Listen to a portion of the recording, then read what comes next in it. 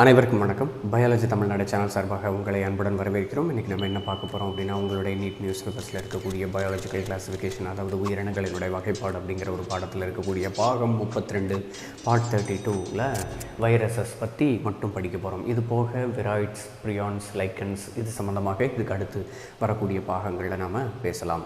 இப்போ வைரஸ் அப்படின்னு நீங்கள் எடுத்துக்கிட்டிங்கன்னா, அதுக்கு முன்னாடி இந்த பிடிஎஃப்னுடைய லிங்க் நான் டிஸ்கிரிப்ஷனில் கொடுத்துருக்கேன். அதை டவுன்லோட் பண்ணி நீங்கள் பிரிண்ட் அவுட் எடுத்து பக்கத்தில் வச்சுக்கிட்டு நீங்கள் கவனிங்க. புதுசாக ஏதாவது நான் பாயிண்ட் சொன்னேன் அப்படின்னாக்கா அதை பக்கத்தில் நோட் பண்ணி வச்சுக்கிட்டே வாங்க. வைரஸ் அப்படிங்கிறது எந்த உலகத்திலும் வகைப்படுத்த முடியாத பண்புகளை கொண்டுள்ளன. இது உங்களுடைய சிபிஎஸ்சி புக்கில் எந்த இடத்துல இருக்குது அப்படிங்கிறது உங்களுக்கு நல்லாவே தெரியும்.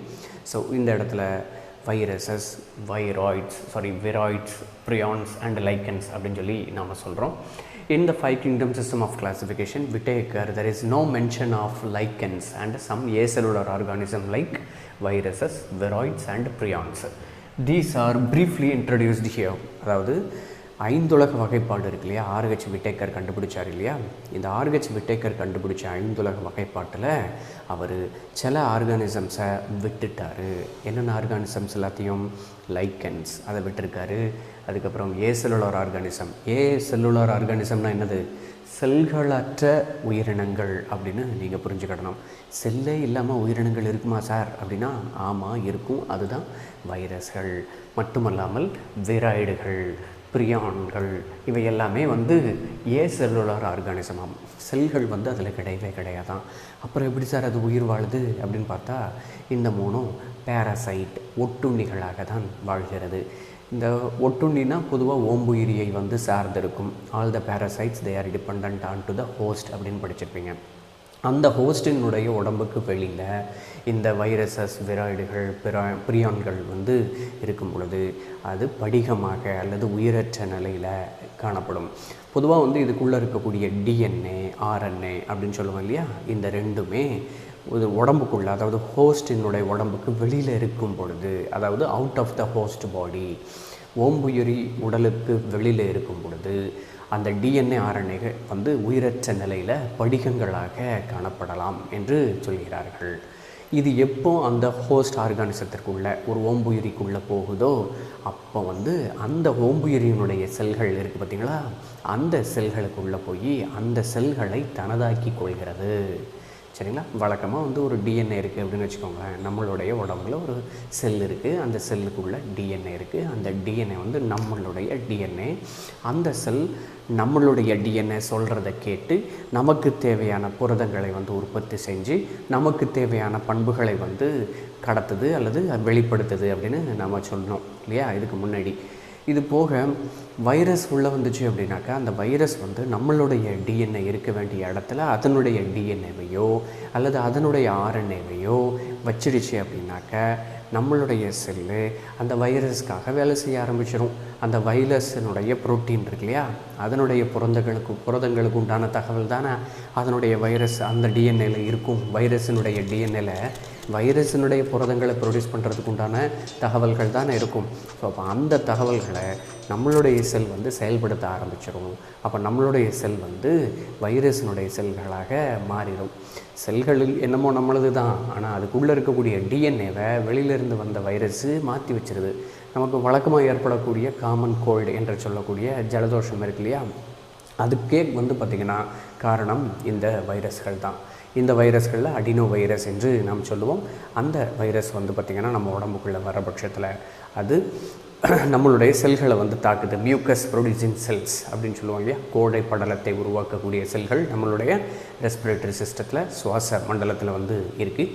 அதில் பார்த்திங்கன்னா இது போய் உள்ளே உட்காந்துக்கிட்டு அதனுடைய செல்களாக மாற்றி அந்த வைரஸினுடைய புரதங்களை உற்பத்தி செய்ய ஆரம்பிச்சிடும். இதுதான் தடுமன் பிடிக்கிறதுக்கு உண்டான காரணம். இது மட்டும் இல்லாமல் இன்னும் நிறைய நோய்கள் தாவரங்களுக்கும் வைரஸ் மூலமாக வருகிறது, விலங்குகளுக்கு வருகிறது, அதே போல் நமக்கும் ஹியூமன் பீயிங்ஸுக்கும் வருகிறது.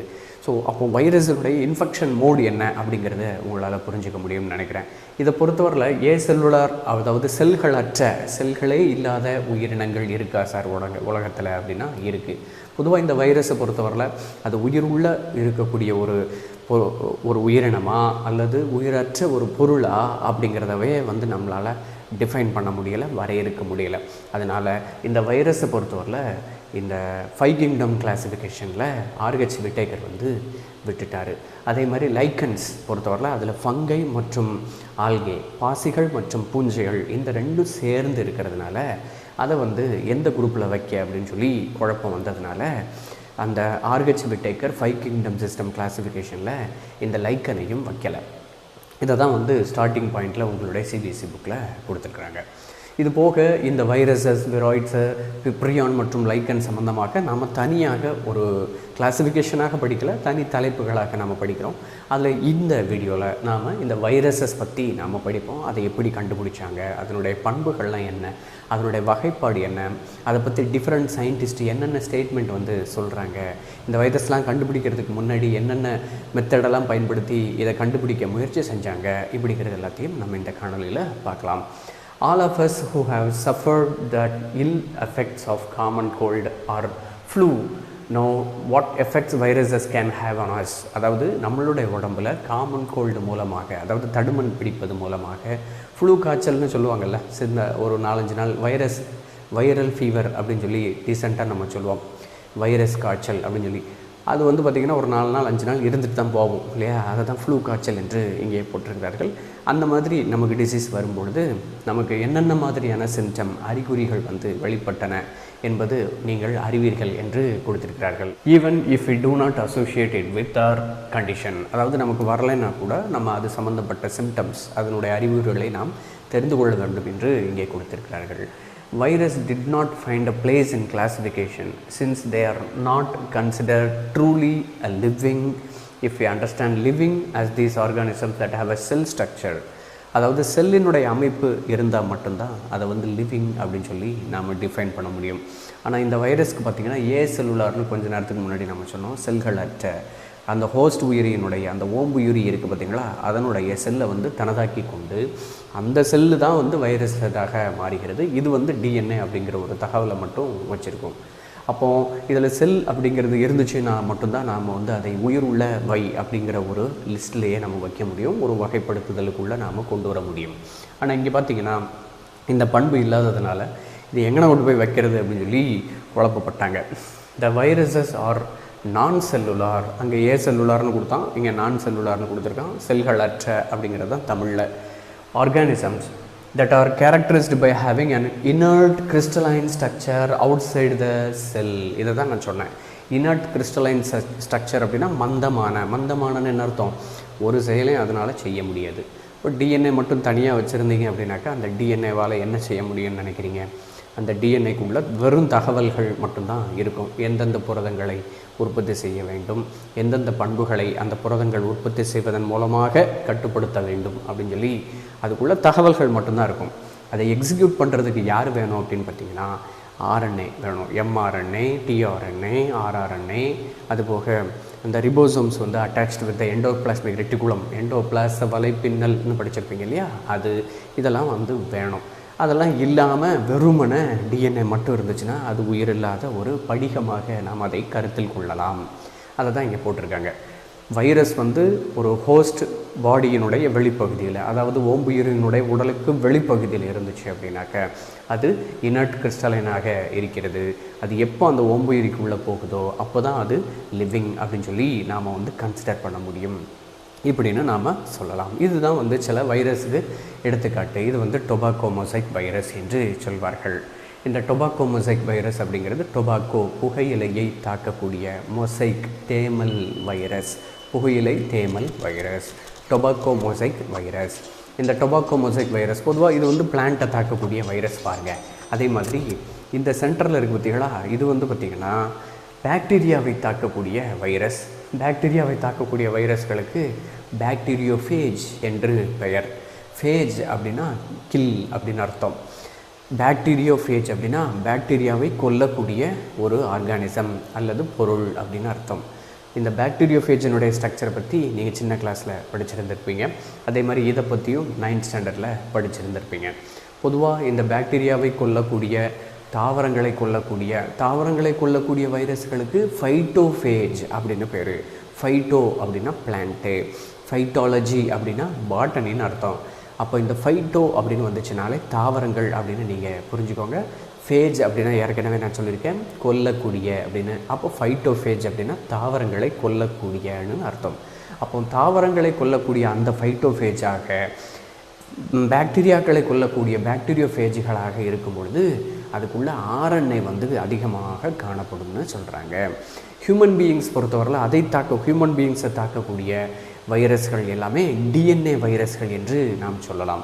அதில் 1-2 விதிவிலக்கு இருக்குது. அதில் 1-2 மட்டும், ஃபார் எக்ஸாம்பிள் இந்த எய்ட்ஸ் வரக்கூடிய அந்த ஹெச்ஐவி என்று ஒரு வைரஸ் இருக்குது பார்த்திங்களா, ஹியூமன் இம்யூனோடெஃபிஷியன்சி வைரஸ் ஹெச்ஐவி. இந்த ஹெச்ஐவிக்குள்ள ஆர்என்ஏ இருக்கும். அதே மாதிரி இப்போ ரீசெண்டாக வந்துட்டு போச்சே கொரோனா, அதுவுமே ஒரு ஆர்என்ஏ வைரஸ் தான். அப்போது ஹியூமன் பீயிங்ஸில் இந்த 2 வைரஸ் தவிர மற்ற எல்லாமே டிஎன்ஏ வைரஸ் தான். அதே மாதிரி பிளான்ட் பொறுத்தவரையில் அதில் எல்லாமே ஆர்என்ஏ வைரஸ் தான். அது எல்லாமே வந்து ஆர்என்ஏ வைரஸ் தான். காலிஃப்ளவர் மொசைக் வைரஸ் சிஎம்வி அப்படின்னு நாம் சொல்லுவோம். காலிஃப்ளவர் தேமல் வைரஸ் அப்படின்னு சொல்லி, அதுக்கு வந்து பார்த்திங்கன்னா டிஎன்ஏ வைரஸ். சரிங்களா? மற்ற எல்லாமே ஆர்என்ஏ வைரஸ் பிளான்ட்டில்.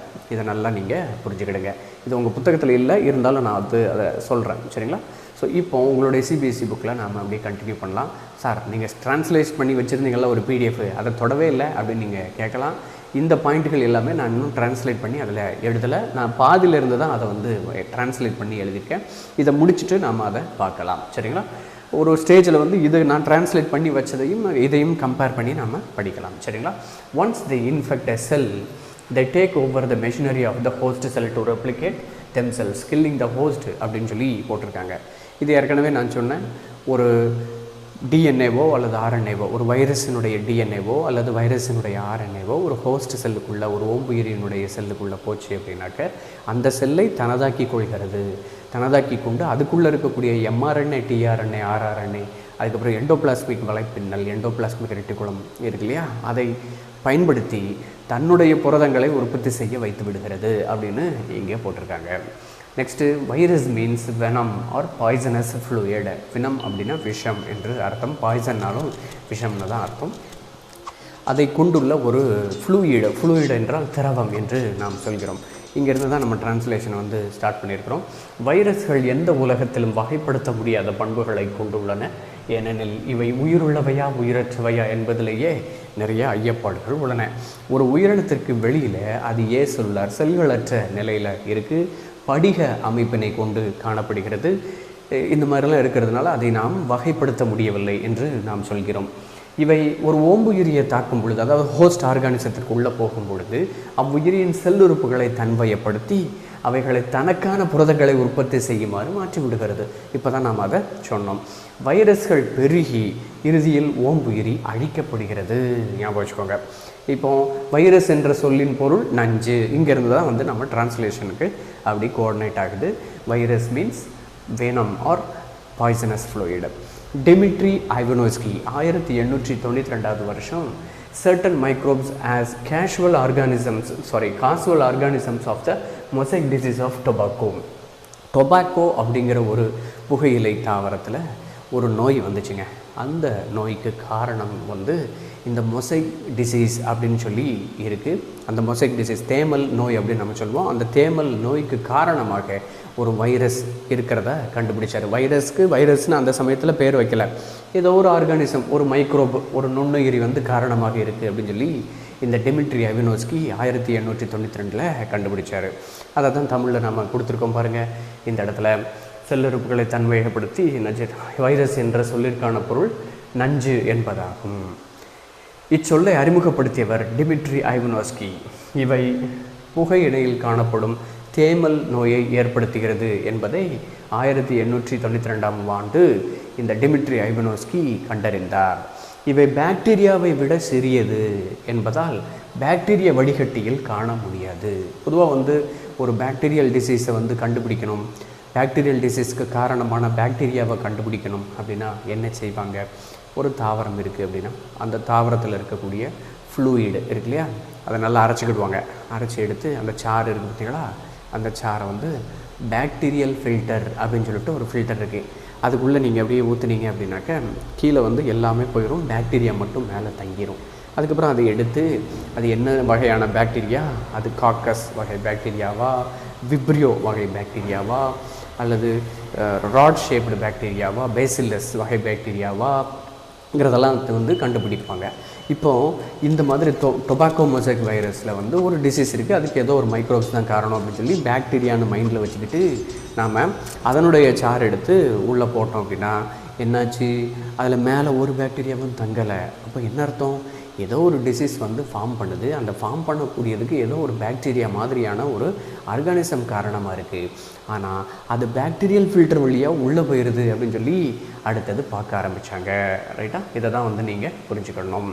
ஸோ இந்த இடத்துல through bacteria proof filters, bacteria proof filters அப்படின்னா என்ன அர்த்தம், பாக்டீரியா வடிகட்டியின் வழியாக இது உள்ளே போயிடுது அப்படின்னு சொல்லி கண்டுபிடிச்சாங்க. These were found to be smaller than the bacteria. சரியா, பாக்டீரியாவை விட சிறியதாக இருப்பதன் காரணமாகவே அந்த பாக்டீரியல் ப்ரூஃப் ஃபில்டர் வழியாக அது உள்ளே சென்றது என்பதை எல்லாரும் கண்டுபிடிக்க ஆரம்பித்தாங்க. சரிங்களா, these were found to be smaller than bacteria because they passed through bacterial proof filters. பாக்டீரியாவினுடைய வடிகட்டி வழியாக அவை உள்ளே சென்று விடுகிறது என்று கண்டுபிடித்தார்கள். எம்டபிள்யூ பேஜரிங்க் அவர் வந்து என்ன சொன்னார் அப்படின்னா, extract of the infected plant, பிளான்ட்டினுடைய டொபாக்கோ பிளான்ட் இருக்குது பார்த்தீங்களா, அந்த டொபாக்கோ பிளான்ட்டில் இன்ஃபெக்டட் ஃபில்ட்ரேட் மாதிரி ஒன்று, அதாவது இன்ஃபெக்டட் பிளான்ட்லேருந்து எடுத்த எக்ஸ்ட்ராக்ட் இருக்கு இல்லையா, அதில் இன் ஹெல்த்தி பிளான்ட்ஸ் அதை வந்து ஹெல்த்தி பிளான்ட்டுக்கு கொடுத்து பார்க்குறாரு. சரியா, கொடுத்து பார்க்கும்போது அந்த இடத்துல named new pathogen virus and called as fluid as contagium vivum fluidum என்று அதற்கு பெயர் வைக்கிறாரு. டொபாக்கோ பிளான்ட்லேருந்து எடுத்த ஃப்ளூயிடை வந்து வேறு பிளான்ட்டுக்கு கொடுத்து பார்க்கும்போது அது மற்ற பிளான்ட்டுக்கும் வந்து போச்சு என்று சொல்கிறார்கள்.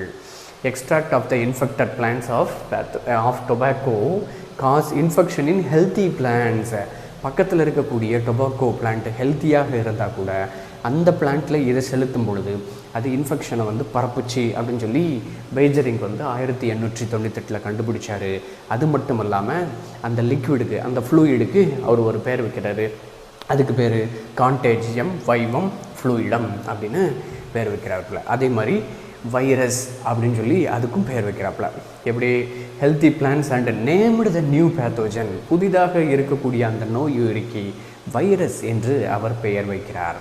அண்ட் கால்டு த ஃப்ளூயிட், அந்த ஃப்ளூயிடுக்கு என்ன பேர் அப்படின்னா கான்டேஜியம் வைவம் ஃப்ளூயிடம், இன்ஃபெக்ஷியஸ் லிவிங் ஃப்ளூயிட் என்று சொல்கிறார். இதை நாம் தமிழ்படுத்தணும் அப்படின்னாக்கா எங்கே இருக்குது பாருங்கள், டிமிட்ரி ஐவனோஸ்கி அதை கண்டுபிடிச்சார். இவை புகையிலையில் காணப்படும் தேமல் நோயை ஏற்படுத்துகிறது. இவை பாக்டீரியாவை விட சிறியது என்பதால் பாக்டீரியா வடிகட்டியில் அதை காண முடியாது. தேமல் நோயுள்ள புகையிலை தாவரத்தின் தேமல் நோய், டொபாக்கோ மொசைக் டிசீஸ் இருக்கக்கூடிய டொபாக்கோவில் வந்து கான்டேஜியம் வைவம் ஃப்ளூயிடம் அப்படின்னு சொல்லி கண்டுபிடிச்சார். இதை நோயை உண்டாக்கும் திரவம் என்று கண்டுபிடிச்சார். தாவரங்களுக்கு, ஆரோக்கியமான தாவரங்களுக்கு இவை தேமல் நோயை உண்டாக்குகிறது என்பதையும் கண்டுபிடிச்சார். யார் அப்படின்னா பேஜரிங் 1898. சரிங்களா, நெக்ஸ்ட் வந்து ஆங்கிலத்திலே அப்படியே கண்டினியூ பண்ணிவிட்டு தமிழில் என்ன அர்த்தம் அப்படிங்கிறத பார்க்கலாம். WM ஸ்டான்லி அடுத்த ஒரு சயின்டிஸ்ட்டு, மொத்தம் 3 சயின்டிஸ்ட். அதில் 3வது சயின்டிஸ்ட் வந்து WM ஸ்டான்லி. முதல்ல வந்து யார், முதல்ல வந்து டிமிட்ரி ஐவனோஸ்கி, 2வது வந்து பேஜரிங், 3வது வந்து WM ஸ்டான்லி. இந்த WM Stanley 1935 ஷோட் that viruses could be crystallised. வெளியில் வந்து டிஎன்ஏ இருக்கும் பொழுது அந்த டிஎன்ஏ வந்து படிகமாக நாம் மாற்றிக்கொள்ளலாம், அதை பவுடர் மாதிரி பாக்கெட்டில் அடைச்சி வச்சுக்கலாம் அப்படின்னு சொல்லி கண்டுபிடிச்சார். Crystals consisting of largely of proteins, அதுக்குள்ளே நிறைய ப்ரோட்டீன்ஸ் தான் இருந்துச்சு. அந்த வைரஸஸ் பொறுத்தவரையில் ப்ரோட்டீன் கோட் வந்து இருக்கும், அதுக்குள்ளே டிஎன்ஏ இருக்கும், சும்மா நாத்துக்கும் அப்படியே தான் இருக்கும். அதை படிகமாக நாம் வச்சுக்கலாம், ஸ்டோர் பண்ணி வச்சுக்கலாம். They are inert. இனர்ட் அப்படின்னா செயலிழந்த நிலையில், இன்ஆக்டிவாக அல்லது மந்தமாக அப்படிங்கிறது தான் இனர்ட்டினுடைய தமிழாக்கம். அவுட் சைடு தேர் ஸ்பெசிஃபிக் ஹோஸ்ட் செல், ஏற்கனவே இதை சொல்லியிருக்கோம். ஸ்பெசிஃபிக் ஹோஸ்ட் செல் அதாவது குறிப்பிட்ட ஒரு ஓம்புயிரிக்கு வெளிப்பகுதியில் இது வந்து கிறிஸ்டலைஸ்டாக நாம் அதை மாற்றிக்கொள்ளலாம் என்று சொல்கிறார்கள். Viruses R obligated parasites. Obligated parasite அப்படின்னா கட்டாய ஒட்டுண்ணி. அந்த உயிரினம் இருந்தால் மட்டும்தான் இந்த வைரஸ் உயிரோடு இருக்கும். அந்த வைரஸ் உலகத்திலிருந்து அழிஞ்சு போச்சுன்னா இந்த வைரஸும் உலகத்திலிருந்து அழிஞ்சு போகும். நார்மலாக வந்து ஆப்ளிகேட் பேரசைட் அப்படின்னா அதுதான் அர்த்தம். கட்டாயமாக அது ஒட்டுண்ணி வாழ்க்கை முறை வாழ்ந்தால் மட்டும்தான் அதனால் வாழவே முடியும். வேறு ஒரு மெத்தடில் அதனால் வாழ முடியாது. இப்போ நம்மளுமே வந்து பார்த்திங்கன்னா ஆப்ளிகேட் ஹெட்ரோட்ராப்ஸ், அவ்வளோதான். சரியா? சார்பூட்ட உயிர், கட்டாய சார்பூட்ட உயிரிகள். நம்மளால் வந்து ஆட்டோட்ராஃபிசம் மாதிரி ஒளிச்சேர்க்கை செய்ய முடியுமா? முடியாது. அப்போ கட்டாயம், ஆப்ளிகேட் அப்படிங்கிறதுக்கு கட்டாயம் அப்படிங்கிற ஒரு வார்த்தையை நீங்கள் புரிஞ்சு வச்சுக்கோங்க. ஸோ அப்போ இதை வந்து நாம் தமிழ் படுத்தணும் அப்படின்னு பார்த்திங்கன்னா, இவை ஓம்புயிரிக்கு வெளியே உயிரற்றவையாகவும் ஓம்புயிரிக்குள் உயிருள்ள ஒட்டுண்ணிகளாகவும் உள்ளன என்பதை நாம் வந்து இங்கே கண்டறிகிறோம்.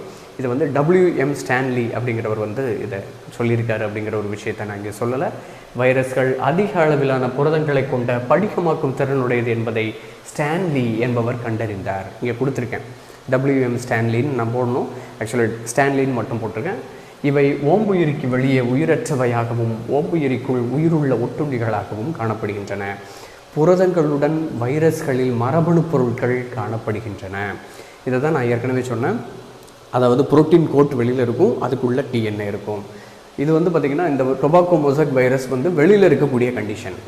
சரிங்களா? வெளியில் இருக்கக்கூடிய கண்டிஷன், கிறிஸ்டலைஸ்டு ஸ்டேஜில் இருக்கக்கூடிய கண்டிஷன் தான் இங்கே நாம் கொடுத்துருக்குறோம். இதில் வந்து பார்த்திங்கன்னா வெளியில் புரோட்டீன் கோட் இருக்குது, உள்ளுக்கு வந்து DNA இருக்குது. இந்த இடத்துல இது அடினோ வைரஸ் என்று நாம் சொல்கிறோம். இது சாதாரணமாக நமக்கு வரக்கூடிய ஒரு அந்த ஜலதோஷத்தை உருவாக்கக்கூடிய ஒரு நோய் காரணி. அதே மாதிரி புகையிலை தேமல் வைரஸில் RNA இருக்குது, அதை சுற்றி புரோட்டீன் கோட் இருக்குது. இது வந்து நம்ம தொண்டு இருக்கும்போது இப்படி கிட்ட வச்சு பார்க்கும்போது இது அப்படி வாழைப்பழம் மாதிரி தெரியுது. ஆனால் நீளமாக பார்த்திங்கன்னா இது வந்து ஒரு ராட் ஷேப்டு அப்படிங்கிற மாதிரியாக மைண்ட் செட்டை வச்சுக்கோங்க. கோல் வடிவம் கொண்டதாக இது காணப்படுகிறது. வைரஸ் கோல் வடிவம் கொண்ட வைரஸ் அப்படியே நீளமாக போய்கிட்டே இருக்கும், சங்கின ரைட்டாக. அப்படி பார்க்கும்போது இவ்வளோ ராட் ஷேப்டாக நம்ம கைக்கு தெரியும்.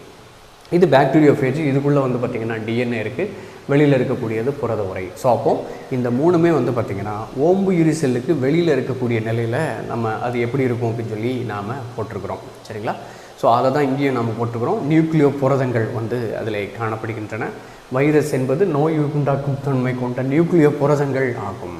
சரிங்களா? நியூக்ளியோ புரதங்கள் தான் உட்கரு புரதங்கள். உட்கருவுக்குள்ளே என்னென்ன வகையான புரதங்கள்லாம் இருக்குமோ அந்த புரதங்களை கொண்டு இவை காணப்படுகின்றன என்பதை நீங்கள் புரிந்து கொள்ளுங்கள்.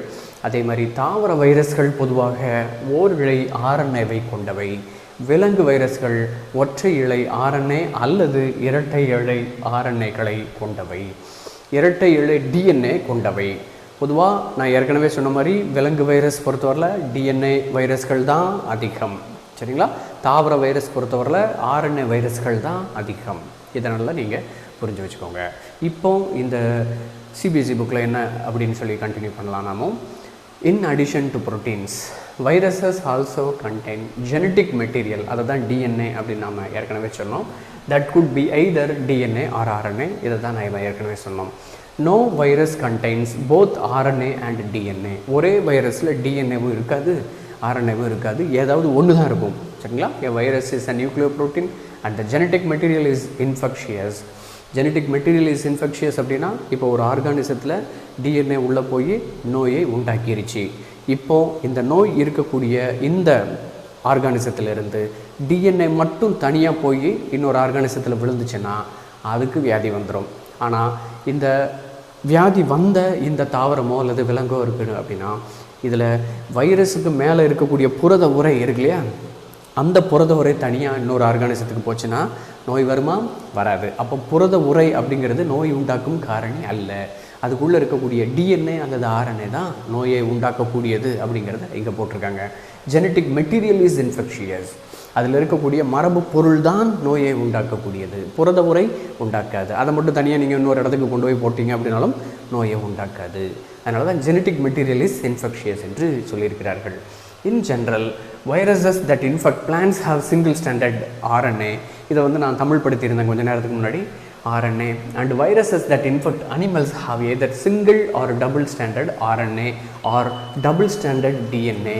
ஸோ இந்த DNA ஏற்கனவே நான் சொன்ன மாதிரி அனிமல்ஸ் பொறுத்தவரையில் DNA வைரஸ் தான் அதிகம், பிளான்ட் பொறுத்தவரையில் RNA வைரஸ் தான் அதிகம் அப்படிங்கிற ஒரு விஷயத்தை நல்லா ஞாபகம் வச்சுக்கோங்க. அதே மாதிரி பாக்டீரியோஃபேஜ், இந்த பாக்டீரியோஃபேஜினுடைய ஸ்ட்ரக்சர் எப்படி இருக்குது அப்படிங்கிறத நீங்கள் பாருங்கள். இந்த இடத்துல பாக்டீரியோஃபேஜ் இருக்குது, இதுதான் வந்து பாக்டீரியோஃபேஜ். இதை பற்றி சில விஷயங்கள் நாம் வந்து இங்கே எக்ஸ்பிளைன் பண்ணியிருக்கோம். பாக்டீரியோஃபேஜ்கள் என்பவை பாக்டீரியங்களை தாக்கக்கூடிய இரட்டை இழை DNA கொண்ட வைரஸ்கள் ஆகும். இது உங்களுக்கு புரியும்னு நினைக்கிறேன். இதுக்குள்ளே இருக்கக்கூடிய இந்த வைரஸ்கள், இந்த DNA வந்து பார்த்திங்கன்னா இரட்டை இடை டபுள் ஸ்டாண்டர்ட் டிஎன்ஏவாக காணப்படுகிறது என்பதை புரிந்து கொள்ளுங்கள். புரதங்களால் ஆன உரை கேப்சிட் என அழைக்கப்படுகிறது. இதுக்குள்ளே இருக்கக்கூடிய இந்த வெளிப்பகுதி இருக்குது பார்த்திங்களா, இந்த டிஎன்ஏ தவிர மற்ற பாகங்கள் இது ஃபுல்லாகவே வந்து பார்த்திங்கன்னா கேப்சிட் என்று அழைக்கப்படுகிறது. ஞாபகம் வச்சுக்கோங்க, கேப்சிட் என அழைக்கப்படுகின்றன. இந்த கேப்சிடு கேப்சோமியர்களால் ஆனது. இவை உட்கரு அமிலத்தை பாதுகாக்கின்றன. உட்கரு அமிலம்னா என்னது? Nucleic acid. நியூக்ளிக் ஆசிட்னு என்னது? அதில் 2 வகை இருக்குது, DNA, RNA. Deoxyribonucleic acid தான், சரிங்களா? டிஎன்ஏவினுடைய full form deoxyribonucleic acid, ஆர்என்ஏவினுடைய full form ribonucleic acid. அப்போது உட்கரு அமிலம் அப்படின்னு நம்ம சொல்கிறது டிஎன்ஏவையும் ஆர்என்ஏவையும் குறிக்கக்கூடிய வார்த்தை அப்படிங்கிறத நீங்கள் புரிஞ்சுக்கோங்க. இந்த கேப்சோமியர்கள் சுருள் வடிவமாகவோ அல்லது பல கோண வடிவமாகவோ காணப்படுகிறது. இந்த கேப்சோமியர்களில் வந்து பார்த்திங்கன்னா இது வந்து சுருள் வடிவமாக அப்படின்னு நீங்கள் மைண்டில் வச்சுக்கலாம். அதே மாதிரி பல கோண வடிவம் அப்படின்ற மாதிரினா இந்த மாதிரி வச்சுக்கலாம். ஸோ அதில் இருக்கக்கூடிய புரத உரைகள் வந்து பார்த்திங்கன்னா வெவ்வேறு விதமான வடிவத்தில் காணப்படுகிறது அப்படிங்கிறத நீங்கள் புரிஞ்சுக்கோங்க. ஸோ அதை தான் வந்து இங்கேயும் கொடுத்துருப்பாங்க. இந்த protein coat called as capsid made up of small subunit of capsomeres. capsid வந்து கேப்சோமியர்களால் ஆனதுங்கிறத புரிஞ்சுக்கோங்க. protects the nucleic acid, இப்போ தான் நாம் சொன்னோம், நியூக்ளிக் அமிலங்களை அது பாதுகாக்கிறது. These capsomeres are arranged in helical or polyhedral. polyhedralனா பலகோண வடிவம், helical அப்படின்னா சுருள் வடிவம், ஜியோமெட்ரிக் ஃபார்ம்ஸ் பல்வேறு விதமான வடிவங்களில் அது காணப்படுகிறது. Viruses cause diseases like mumps. இப்போ தான் வந்து நாம் தமிழாக்கம் நமக்கு தேவைப்படுகிறது. இந்த தமிழாக்கத்துக்கு பாருங்கள், பலகோண வடிவத்தில் காணப்படுகிறது. புட்டாளம்மை அல்லது பொண்ணுக்கு வீங்கி, அதுக்கு பேர் மம்ஸ். அப்புறம் பெரியம்மை, அது வந்து ஸ்மால் பாக்ஸ் என்று நாம் சொல்கிறோம். நெக்ஸ்ட் வந்து ஹெர்பஸ், போலியோ, தட்டம்மைக்கு வந்து ஆங்கிலத்தில் மீசல்ஸ் என்று சொல்லியிருக்கிறார்கள். இன்ஃப்ளூயன்ஸா, எய்ட்ஸ் போன்ற பல நோய்களை மனிதர்களுக்கு இந்த வைரஸ்கள் வந்து ஏற்படுத்துகிறது. அதே மாதிரி தாவரங்களில் வந்து பார்த்திங்கன்னா தேமல் உருவாதல், இந்த டிசீஸ் சம்மந்தமாக தனித்தனியாக வீடியோ போட்டிருக்கிறேன். ஹியூமன் ஹெல்த் அண்ட் டிசீஸ்னு ஒரு பிளேலிஸ்ட்டுக்குள்ளே போய் நீங்கள் பாருங்கள்.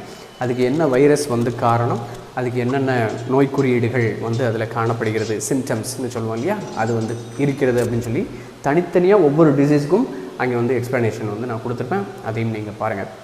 தாவரங்களில் தேமல் உருவாகுதல், மொசைக் ஃபார்மேஷன், இலை சுருளுதல், லீஃப் ரோலிங், மடிதல், வெளிறுதல். அதே மாதிரி நரம்புகள் இலை சுருள்தல் அல்லது மடிதல், சரிங்களா? இலை சுருள்தல் அப்படிங்கிறது லீஃப் ரோலிங், மடிதல் அப்படிங்கிறது தனி டிசீஸு. அதுக்கு அடுத்தது வெளிறுதல் அப்படிங்கிறது எல்லோயிங். அப்படின்னா குளோரோபிளாஸ்ட் வந்து அந்த இடத்துல காணாமல் போயிடும், அதனால் அது வெளிர்ந்து காணப்படுகிறது, வெளிரி காணப்படுகிறது. நரம்புகள் வந்து வெளிறுதல், வெயின் கிளியரிங் என்று நாம் அதை சொல்கிறோம். குட்டையாதல், டுவார்ஃபிங், இந்த மாதிரியான அறிகுறிகளை வைரஸ்கள் உருவாக்குகின்றன தாவரங்களில், சரிங்களா? அப்போது மனிதர்களுக்கு என்னென்ன நோய்கள் வந்து வைரஸ் மூலமாக உருவாக்கப்பட்டிருக்கிறது, தாவரங்களில் வந்து என்னென்ன நோய்கள், என்னென்ன நோய் குறியீடுகள் வந்து உருவாக்கப்பட்டிருக்கிறது அப்படிங்கிறத இந்த கடைசியில் 2லேயே பார்த்துருக்கோம். இது ஆங்கிலத்தில் உங்களுடைய சிபிஎஸ்சி புக்கில் எப்படி கொடுத்துருக்காங்க அப்படின்னு நீங்கள் பார்த்தீங்க அப்படின்னா, these capsomeres are arranged in helical and polyhedral. Viruses cause diseases like mumps, smallpox, herpes and influenza.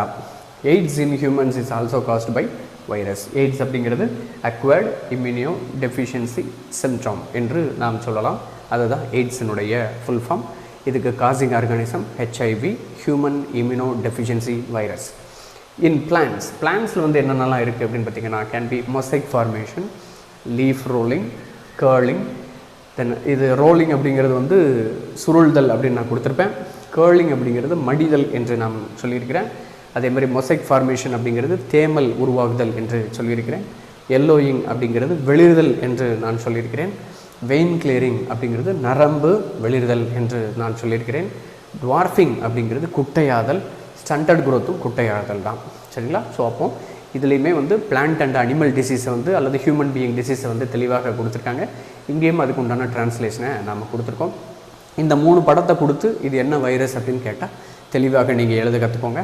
அதே மாதிரி இதில் இருக்கக்கூடிய பார்ட்ஸ், இந்த பார்ட்ஸ் வந்து ரொம்ப முக்கியம். பொதுவாக வந்து டயக்ராம் ஓரியன்ட் கொஷின் நீட்டில் கேட்பாங்க அப்படின்னா கண்டிப்பாக கேட்பாங்க. கிட்டத்தட்ட இந்த 2024 கொஷினில் ஒரு 6 கொஷின் டயக்ராம் ஓரியன்ட் கொஷினாக வந்திருக்குது. அதனால் டயக்ராமை நீங்கள் நல்லா தெளிவாக பார்த்துக்கோங்க. அதுவும் சிபிஎஸ்சி புக்கில் இருக்கக்கூடிய டயக்ராமை இன்னும் தெளிவாக பார்த்துக்கோங்க. இந்த 2 டயக்ராம் ரொம்ப முக்கியம். இதில் ஏதாவது ஒரு இந்த பார்ட்ஸை எடுத்துகிட்டு ஏபின்னு போட்டுருவாங்க, அல்லது இதுக்கு மேலே எடுத்துகிட்டு ஏபிசின்னு போட்டுருவாங்க. ஃபைண்ட் அவுட் ஏபிசி அப்படின்னு கேட்குறதுக்கு பதிலாக ரைட் த ஃபங்க்ஷன் ஆஃப் ஏ அப்படின்னு கேட்கலாம். அல்லது கீழே வந்து ஏக்கு உண்டான ஃபங்க்ஷன் இது, பிக்கு உண்டான ஃபங்க்ஷன் இது, சிக்கு உண்டான ஃபங்க்ஷன் இது, அப்புறம் டிக்கு உண்டான ஃபங்க்ஷன் இது, எது சரி அப்படின்னு கேட்கலாம். ஸோ அதனால் டயக்ராமை பார்த்துட்டு அப்படியே பார்ட்ஸோடு விட்டுறாமல் ஷீட்னா என்னது, அந்த ஷீட் என்ன பணியை செய்யும், என்ன ஃபங்க்ஷனை செய்யும், அதனுடைய இம்பார்ட்டன்ஸ் என்ன அப்படிங்கிறதையும் சேர்த்து நீங்கள் மனப்பாடம் பண்ணி வச்சுக்கிட்டிங்கன்னா டயக்ராம் ஓரியன்டட் கொஸ்டின் வரும்போது நீங்கள் தெளிவாக ஆன்சர் பண்ணலாம். ஸோ மேக்ஸிமம் இந்த வைரஸில் உங்களுடைய புத்தகத்தில் என்னென்ன விஷயங்கள்லாம் கொடுத்துருக்காங்களோ எல்லாத்தையுமே மேக்ஸிமம் நம்ம கவர் பண்ணிட்டேன்னு நினைக்கிறேன். விரியாய்ட்ஸ், பிரியான்ஸ், லைக்கன்ஸ் சம்மந்தமாக அடுத்து வரக்கூடிய பாகங்களில் நம்ம சந்திக்கலாம். மேலும் பல தகவல்களை தெரிந்து கொள்வதற்கு பயாலஜி தமிழ்நாடு சேனலை சப்ஸ்கிரைப் பண்ணுங்கள். நன்றி, வணக்கம். பலருக்கு சேவை செஞ்ச நீயும் ஒரு ஹீரோடா. ஒரு கைப்பிடி சோறானாலும் ஷேர் செஞ்சு பாருடா.